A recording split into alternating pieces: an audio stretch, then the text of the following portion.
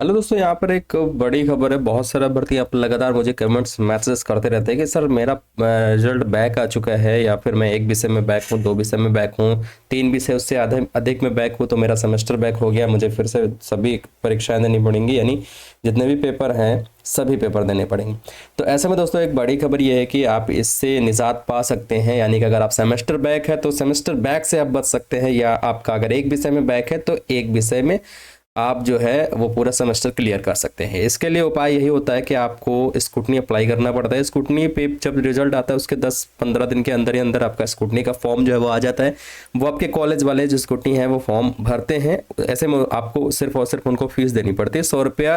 वैसे तो 100 रुपया पर सब्जेक्ट जो है वो स्कूटनी फॉर्म लगता है, लेकिन इस कॉलेज वाले आपसे 200, 300, 400, 500 कुछ भी ले सकते हैं। ठीक है, अब बात आती है दोस्तों यहाँ पर कि चांसेस कितने होते हैं। देखिए, स्कूटनी में कॉपी दोबारा नहीं चेक की जाती, सिर्फ ज़्यादातर उसमें यही होता है कि आपके नंबर जो है वो काउंट किए जाते हैं। और हो सकता है कि आप 12 नंबर में पासिंग मार्क था, लेकिन अगर 11 आ गया है तो कहीं ना कहीं एग्जामिनर से अगर गलती हो गई है एक नंबर काउंट करने में, तो अगर वो फिर से काउंट करता है तो आपके नंबर बढ़ जाते हैं और आप स्कूटनी में क्लियर हो जाते हैं, आपका बैक क्लियर हो जाता है।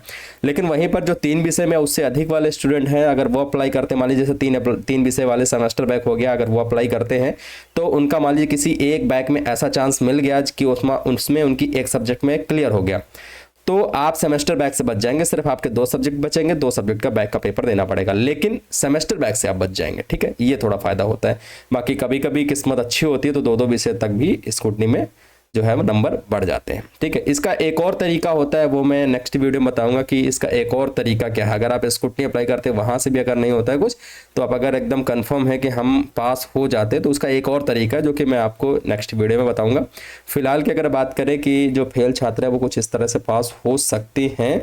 बाकी दोस्तों यहाँ पे स्कूटनी अप्लाई करना बिल्कुल भी मत भूलिएगा। स्कूटनी का फॉर्म बहुत जल्द आप सभी के बीच में देखने को मिल जाएगा पीएनपी की तरफ से, और उसको अप्लाई करना बिल्कुल भी मत भूलिएगा। कॉपी दोबारा चेक होंगी या नहीं होंगी, कॉपी दोबारा चेक नहीं की जाती, सिर्फ उनके नंबर जो होते हैं वो काउंट किए जाते हैं। ये फिर मैं आपको बता दे रहा हूँ, ज़्यादातर केस में ये होता है कि नंबर सिर्फ काउंट किए जाते हैं। नंबर काउंट किए गए, अगर नंबर किसी कारणवश गलती हो गई थी नंबर जोड़ने में, तो वहीं पर आपका एक नंबर बढ़ जाता है और 12 हो जाता है या फिर 25 हो जाता है, तो आप पास माने जाते हैं। ठीक है, बाकी इसमें इतनी चिंता वाली बात नहीं है। और स्कूटनी अप्लाई करना बिल्कुल भी मत भूलिएगा। कब आएगा वो आगे आने वाले वीडियो में आपको पता चल जाएगा, जैसे ही स्कूटनी का फॉर्म आता है। टेलीग्राम को जरूर ज्वाइन करके रखिएगा। टेलीग्राम का लिंक आपको डिस्क्रिप्शन बॉक्स में मिल जाएगा, क्योंकि टेलीग्राम ज्वाइन करके रखेंगे तो सबसे पहले इन्फॉर्मेशन आपको वहीं पर मिल जाती है। जय हिंद, वंदे मातरम।